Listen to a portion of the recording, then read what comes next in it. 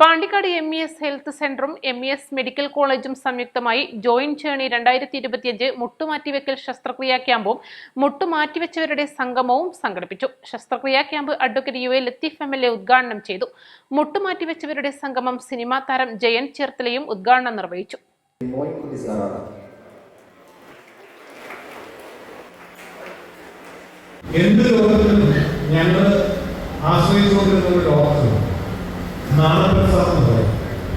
നിങ്ങൾ ധരിക്കും അദ്ദേഹം MBBS പോലത്തെ ഒരു മെഡിക്കൽ കോളേജിൽ നിന്ന് MBBS പാസ്സായിട്ടില്ല, അദ്ദേഹം MBBS പാസ്സായിട്ടില്ല, അദ്ദേഹം ഫാർമസി പാസ്സായിട്ടില്ല, അദ്ദേഹം ആയുർവേദം പഠിച്ചിട്ടില്ല, അദ്ദേഹം ഒരു ഡോക്ടറുടെ കൂടെ കമ്പൗണ്ടറായിട്ട് നിന്നിട്ടേ ഉള്ളൂ. ഇന്ന് കമ്പൗണ്ടർ എന്ന് പറഞ്ഞാൽ നിങ്ങൾക്ക് അറിയാൻ പോലും പറ്റില്ല.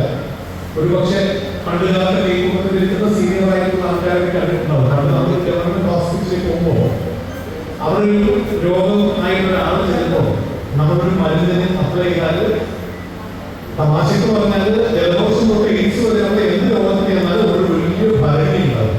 ആ ഭരണിക്കകത്ത് ഒരു ചുവന്ന വെള്ളം ഉണ്ടാവും. ഈ സാധനം എടുത്ത് പൊട്ടി കുളിക്കാൻ പറ്റത്തില്ല. എത്ര ആളുകളുള്ള സാധ്യമല്ല. അപ്പൊ ഒരു വലിയ മേശപ്പുറത്തെത്തി ഭരണി ഉരുട്ടി കഴിഞ്ഞാൽ കുറെ മരുന്ന് തുള്ളി കഴിഞ്ഞാൽ ഒരു കുപ്പിയോടുണ്ടോ ചില ഭാഷയൊക്കെ അവരുടെ കമ്പൗണ്ടർമാരെ സംസാരിക്കുന്നത്. ഡോക്ടർമാര് പിന്നെ തൊഴിലുകൊണ്ട് നിൽക്കും, കമ്പൗണ്ടർമാര് പാണ്ടിക്കാട് MES ഹെൽത്ത് സെന്ററിന്റെ 10ാം വാർഷികത്തോടനുബന്ധിച്ചാണ് പാണ്ടിക്കാട് MES ഹെൽത്ത് സെന്ററും MES മെഡിക്കൽ കോളേജും സംയുക്തമായി ജോയിന്റ് ജേണി 2025 മുട്ടുമാറ്റിവെക്കൽ ശസ്ത്രക്രിയാ ക്യാമ്പും മുട്ടുമാറ്റിവെച്ചവരുടെ സംഗമവും സംഘടിപ്പിച്ചത്.